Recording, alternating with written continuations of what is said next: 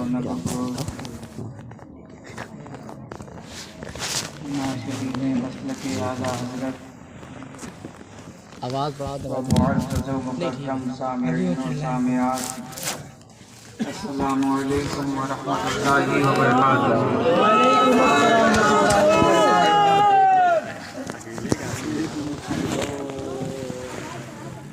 نحمده ونصلی علی رسوله الکریم، اما بعد، اعوذ باللہ من الشیطان الرجیم، بسم اللہ الرحمن الرحیم۔ قل انما انا بشر مثلکم، صدق اللہ العظیم، وبلغنا رسوله النبی الامین المبین المعین المکین المتین الکریم، ونحن على ذلك لمن الشاہدین والشاکرین، والحمد للہ رب العالمین۔ آئیے سب سے پہلے ہم اور آپ حضور سرور کائنات جناب احمد مجتبیٰ محمد مصطفیٰ صلی اللہ علیہ وسلم کی بارگاہ میں ہدیہ درود و سلام پیش کریں۔ پڑھیں بآواز بلند درود شریف، اللہم صلی علی سیدنا مولانا محمد معدن الجود والکرم وعلی آلہ واصحابہ وبارک وسلم، صلاۃ و سلاما علیک یا رسول اللہ صلی اللہ تعالی علیہ وسلم۔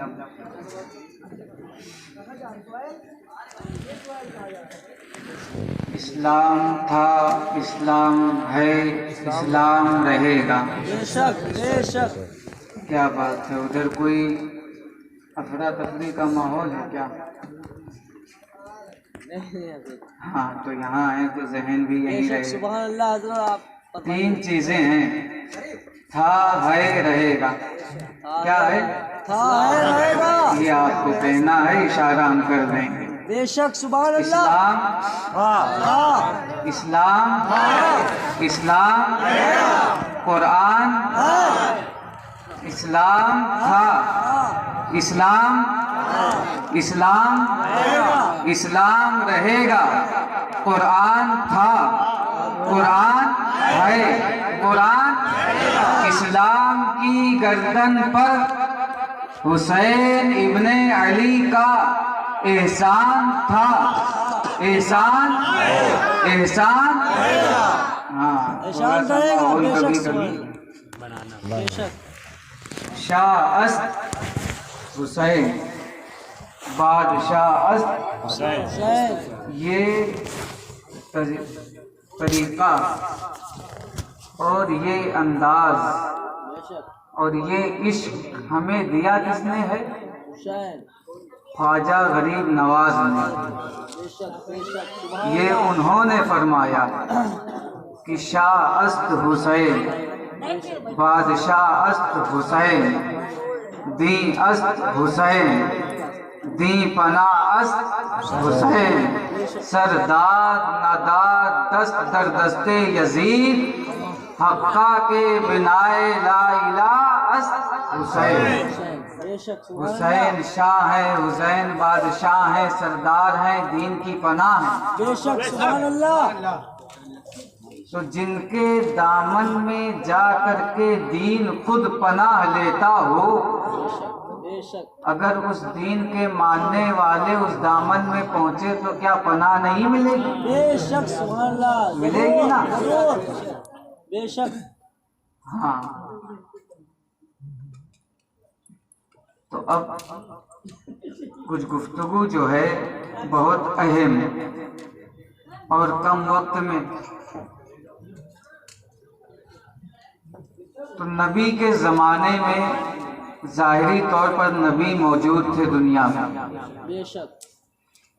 جس وقت نبی خطاب فرماتے تھے، گفتگو کیا کرتے تھے، صحابہ کو واعظ و نصیحت کرتے تھے، بے شک۔ تو صحابہ اس طریقے سے نبی کی باتیں سنتے تھے کہ بالکل ذرہ برابر وہ ہلتے نہیں تھے، بے شک سبحان اللہ۔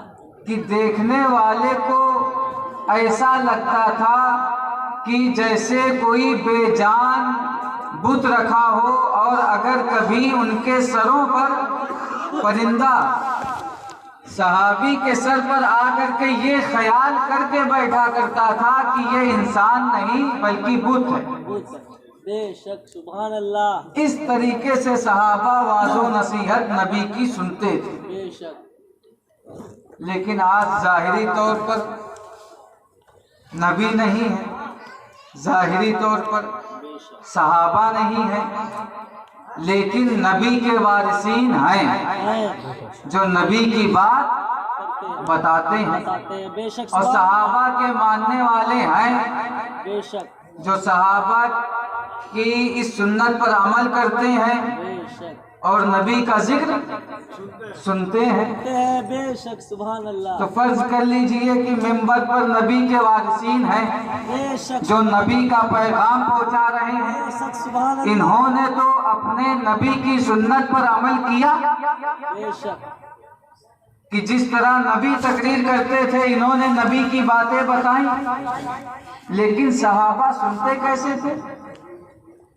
ایسے کہ اگر کوئی پرندہ آ کر کے سر پہ بیٹھے تو یہ نہ سوچے کہ انسان، اطمینان کے ساتھ وہ پرندہ ہے سر پہ، یہ سوچ کر کہ انسان نہیں کوئی بت ہے۔ تو ہم یہ نہیں کہتے بالکل بچوں کے طریقے ایک دوسرے کو اسٹاپ بول کر کے خاموش ہو جائے، نہیں، موقع ہے سبحان اللہ بولیے، الحمدللہ بولیے، نعرہ لگائیے، لیکن یہ نہ ہو کہ دیکھنے والے کو لگے کہ شور شرابہ ہو رہا۔ بے شک محفل کا ادب بہت ضروری ہے۔ بے شک درود پاک پیش کیجئے، اللہم صلی علی سیدنا مولانا محمد معدن الجود والکرم وعلی آلہ واصحابہ وبارک وسلم۔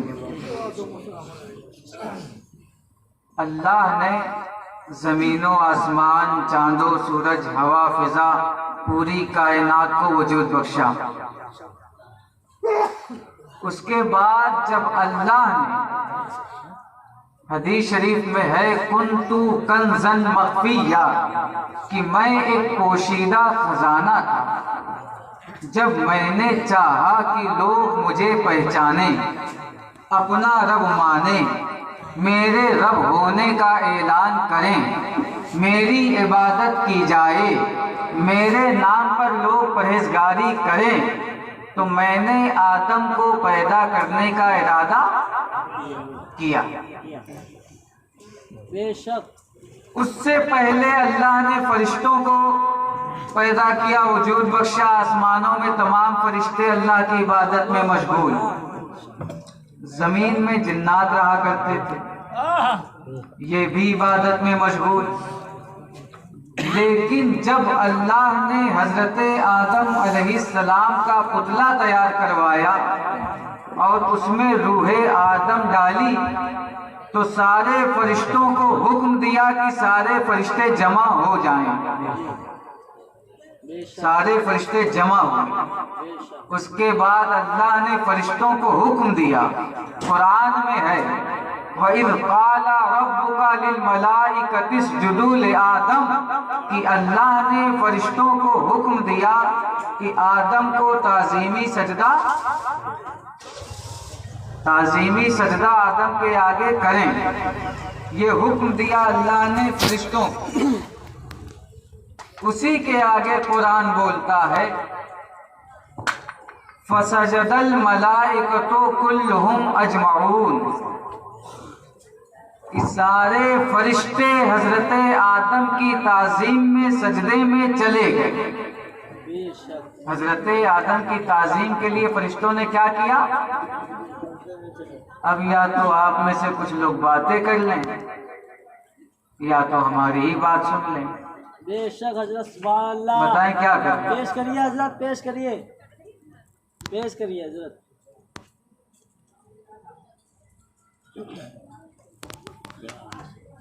تو جب اللہ نے حکم دیا، سارے فرشتوں نے سجدہ کیا، صرف ایک نے نہیں کیا۔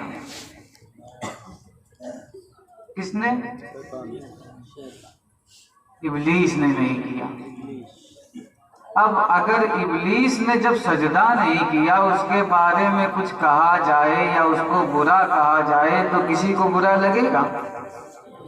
نہیں لگے گا نا؟ کچھ لوگ بول نہیں رہے، مطلب انہیں کو تو نہیں لگے گا۔ ہاں تو بولیے، آج کا زمانہ ہے کہ الٹا بہت تیز سمجھا جاتا ہے، تو کسی کو برا تو نہیں لگے گا۔ ابلیس کو ہم کچھ کہیں تو اب برا وہی مانے جو پیچھے سے تعلق رکھتا، وہ کاہے مانے جو آدم کی تعظیم کرتا ہو، شیطان کی مذمت کرتا ہو، ہے نا؟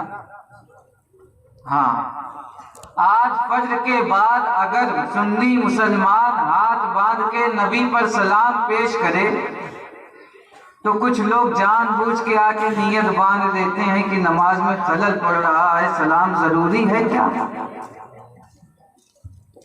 تو ان سے پوچھئے کہ جب رب کے فرشتے، تمام فرشتے پہلے آسمان سے ساتوں آسمان تک جتنے فرشتے تھے سب رب کی عبادت میں مشغول تھے، تو کیا اللہ کی عبادت سے زیادہ ضروری ایک آدم نبی کی تعظیم ضروری تھی کہ اللہ نے اپنا سجدہ چھڑوا کر کے آدم کی تعظیم کروائی؟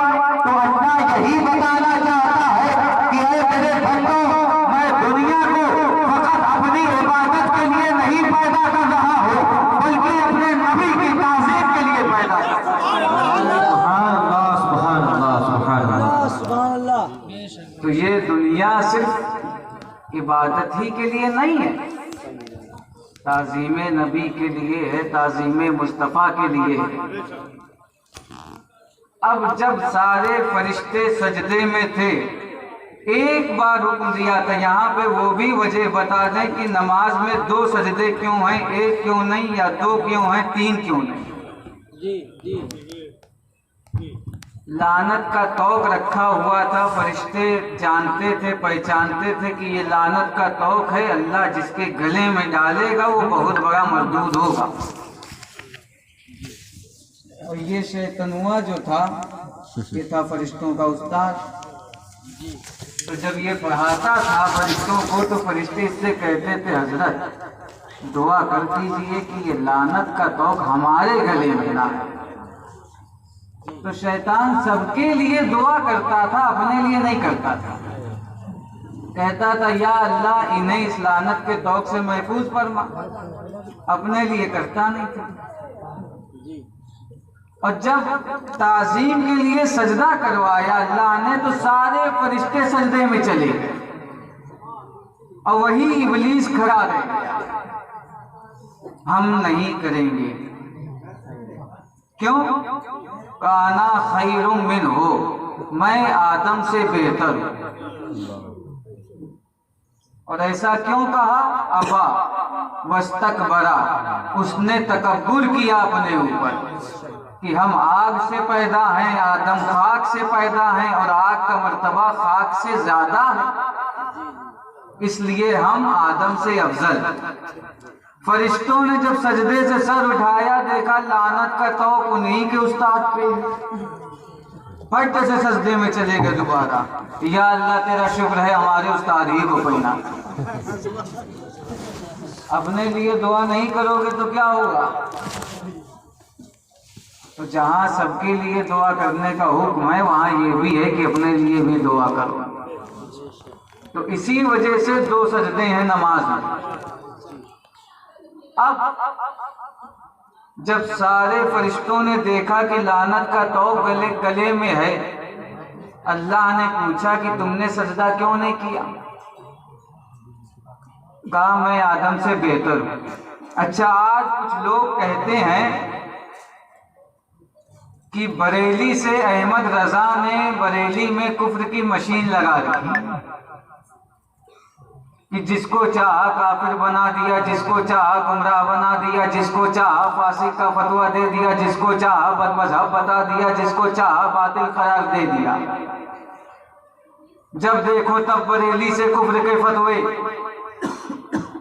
یہ باتیں وہی لوگ کہتے ہیں جو حقیقت کے پردے کے پیچھے کچھ اور اور باہر کچھ اور. تو ان کے لیے پیغام یہ ہے کہ بریلی سے کفر کا فتویٰ اگر نکلا بھی ہے، امام احمد رضا نے کفر کا فتویٰ لگایا بھی ہے، تو وہ فتویٰ بعد میں لگا ہے.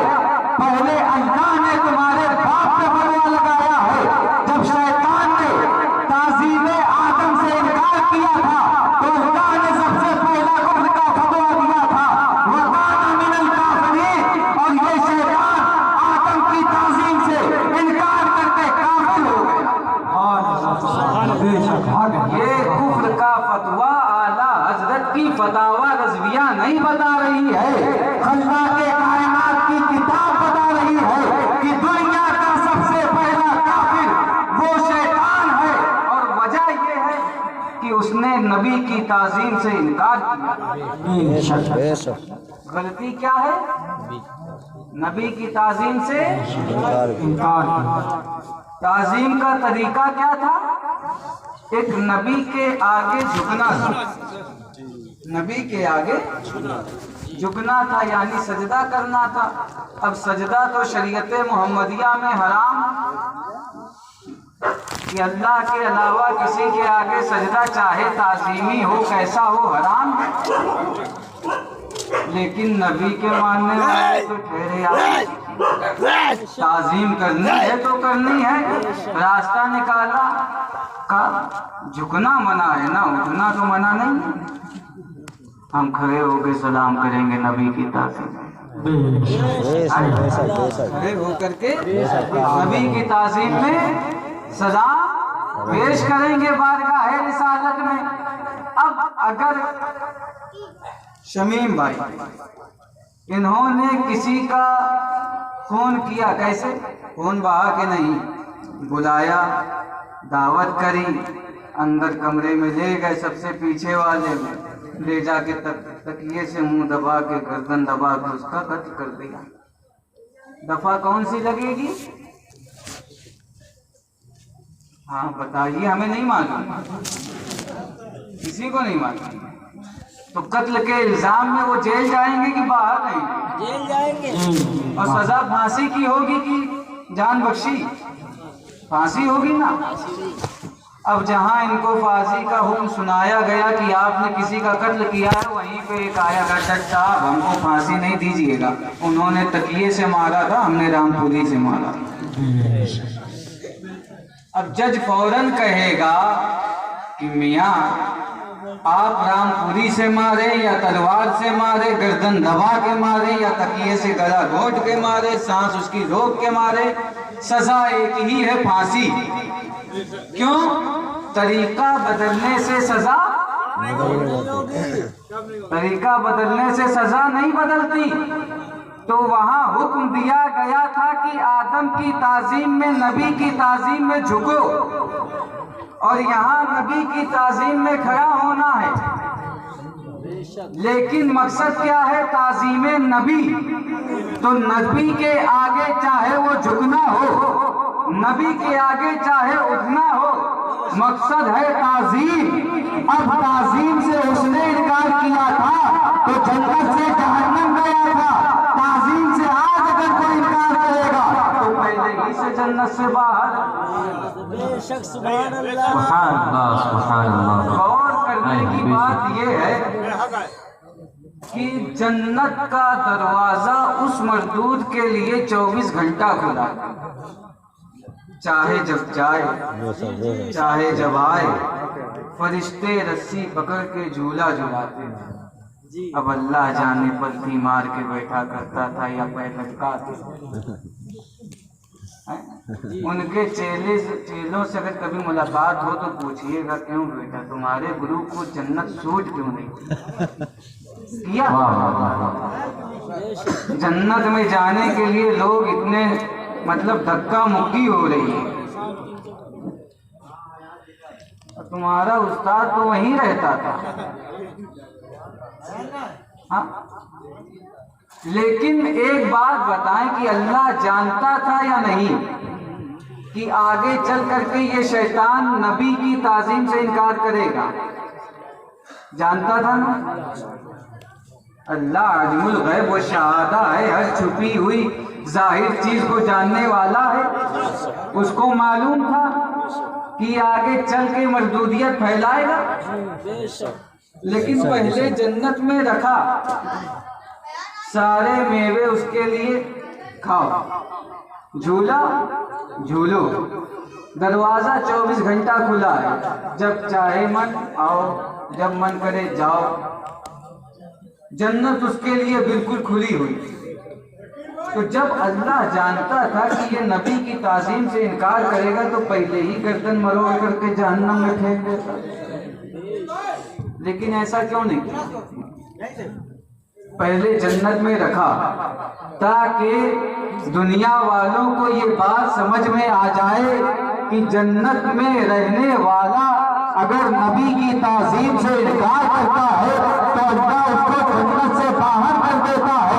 تو اگر جو جنت میں ابھی تک گیا نہیں ہے، اسی دنیا میں ہے، ندوہ سہارنپور کی گلیوں میں گھوم رہا ہے، اگر وہ اپنے گھر کے اندر یا میدان میں آ کر نبی کی تعظیم سے انکار کرے گا تو جو سزا اس کو ملی تھی وہی سزا اس کو ملے گی۔ وہ جنت سے باہر ہوا تھا، یہ جنت میں داخلہ اس کا ناممکن ہے، کیونکہ جب ایک گناہ گار ماں باپ کے نافرمان کو اللہ جنت کی خوشبو نہیں ملنے دے گا تو جو نبی کا گستاخ ہوگا اللہ اس پر جنت حرام۔ سبحان اللہ، سبحان اللہ، سبحان اللہ، بے شک سبحان اللہ۔ سبحان اللہ سبحان اللہ۔ اب صرف دو چیزیں، حق ہے۔ اس کے بعد گفتگو ہم بہت جلدی ختم کریں گے کیونکہ ماحول ممبر سے نہیں آپ لوگوں کی طرف سے خراب ہو رہا ہے۔ دو آوازیں ہمارے کان میں ادھر سے آ رہی ہیں تو دو آوازیں ادھر سے آ رہی ہیں، سبحان اللہ ہے نا؟ سبحان اللہ سبحان اللہ، سبحان اللہ۔ سبحان اللہ۔ باپ کے ہیں 4 بیٹے اور باپ بیٹھ کے سمجھائے اور 3 تو غور سے سن رہے، لیکن ایک جو ہے ادھر ادھر کر رہا ہے، موبائل چلا رہا ہے، یہ کر رہا ہے، وہ کر رہا ہے۔ خدا فرمائیے۔ ہاں فرما رہے ہیں، وہ 3 کو نہیں دیکھے گا باپ، لیکن ایک کو دیکھ لے گا۔ بے شک، بے شک سبحان اللہ۔ ابھی پھر حضرت کا خطاب نایاب سننا ہے۔ بے شک جی بے شک۔ تو جب اللہ نے اس کو جنت سے نکالا، فخرج منہا، نکل میری جنت سے، جی جی جی جہنم بھیجا۔ جی جی سبحان اللہ، سبحان اللہ، سبحان اللہ۔ سبحان اللہ۔ تو شیطان نے 2 چیزیں مانگی، ایک یہ کہ قیامت تک کی لمبی عمر دے دے، اور دوسری یہ کہ ہر شکل بننے کی صلاحیت دے دے۔